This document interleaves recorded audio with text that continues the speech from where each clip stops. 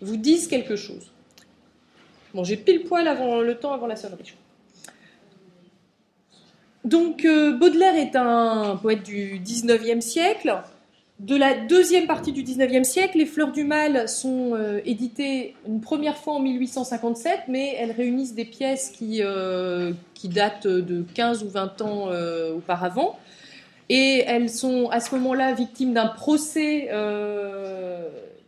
à cause d'un outrage aux bonnes mœurs.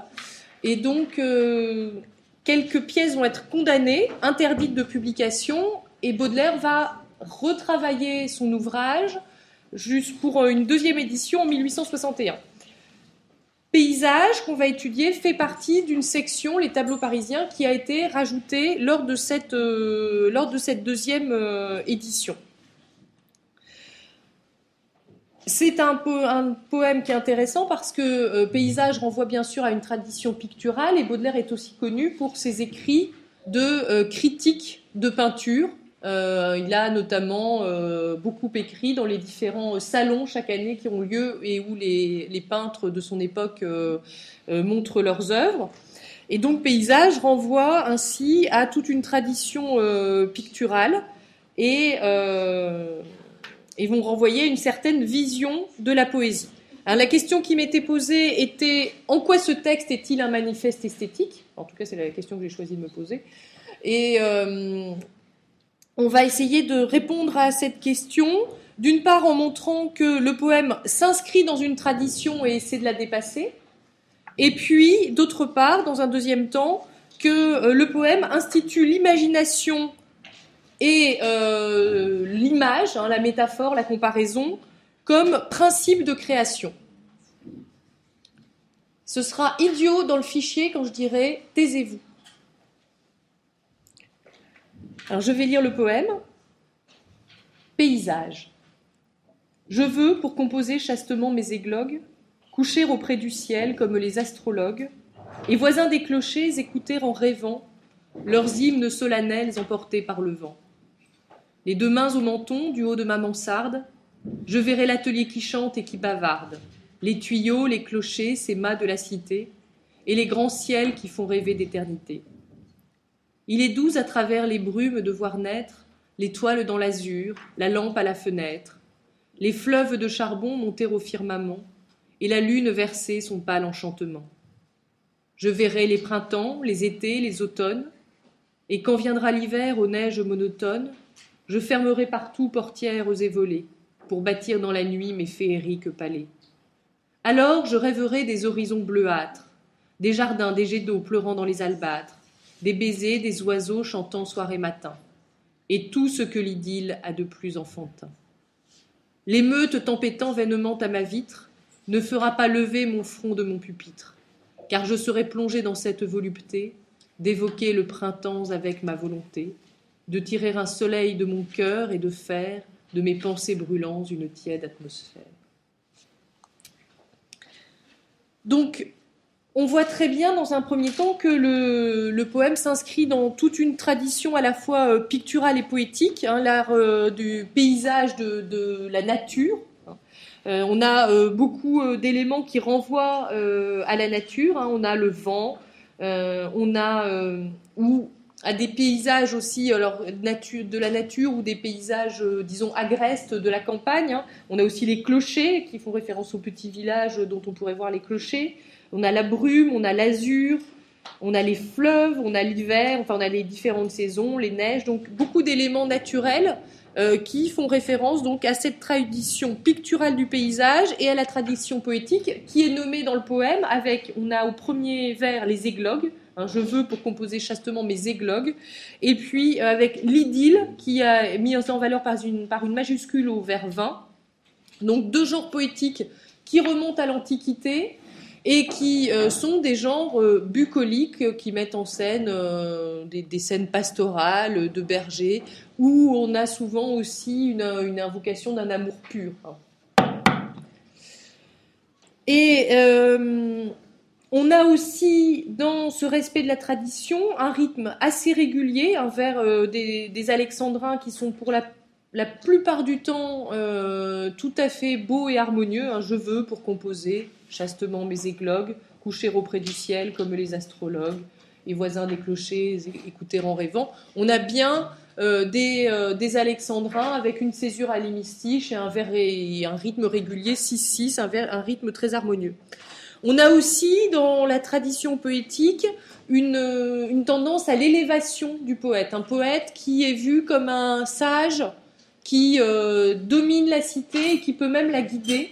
Ça s'inscrit dans une tradition qui remonte à l'Antiquité et qui va jusqu'au romantisme avec Hugo qui se voit comme le guide possible de la cité. Donc ici, dans l'élévation, on a donc cette idée de auprès du ciel, voisin des clochers, on se rapproche des astrologues, et on a aussi cette idée du sage retiré avec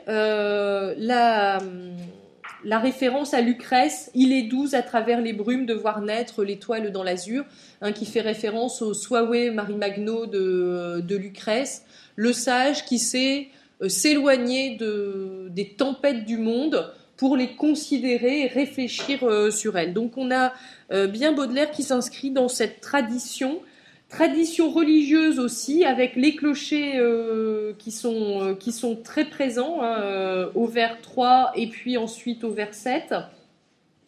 Et donc cette idée d'élévation, le firmament, les horizons, où à chaque fois on a donc cette idée d'élévation du poète dans une tradition et religieuse et poétique. Mais Baudelaire institue aussi une autre forme poétique, un autre but poétique, puisqu'il choisit non pas un paysage bucolique, mais le paysage de la ville. Ce poème s'appelait Paysage parisien dans la première édition. En fait, il était déjà dans la première édition, mais il a été retravaillé et il a notamment changé le titre pour l'appeler seulement Paysage dans la deuxième édition, puisqu'il venait tout de suite après Tableau parisien, donc on se doutait bien que c'était un paysage parisien qui allait arriver.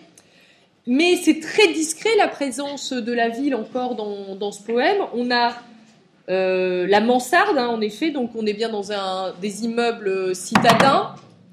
On a l'atelier, on a les tuyaux, et puis on a le charbon. Donc on a une ville industrieuse, mais qui apparaît ici simplement par petites touches et qui semble métamorphosée par le poète. Et notamment, le charbon, vers 11, apparaît dans l'expression « les fleuves de charbon qui montent au firmament ». Et donc, on a bien une métamorphose des éléments les plus prosaïques en éléments poétiques par l'art de la métaphore. Alors, il y aurait d'autres métaphores à relever dans ce poème qui vont aussi dans ce sens, mais il y a aussi un autre principe qui est mis en œuvre, c'est le fait que la vision est reportée.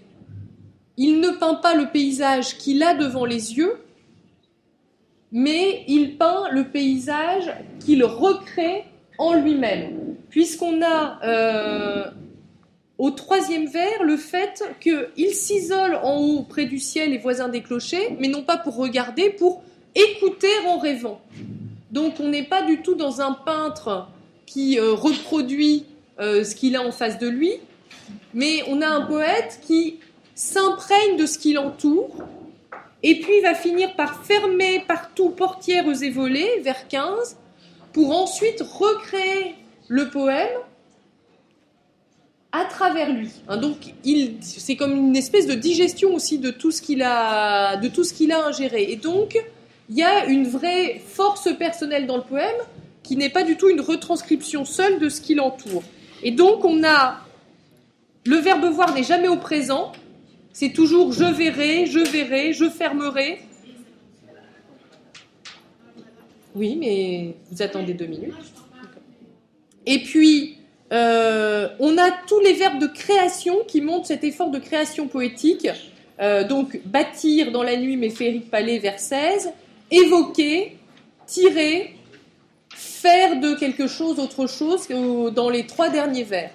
Et on a bien cette implication personnelle du poète dans le cœur, dans les pensées, dans la volonté, qui apparaissent aussi dans ces trois derniers vers.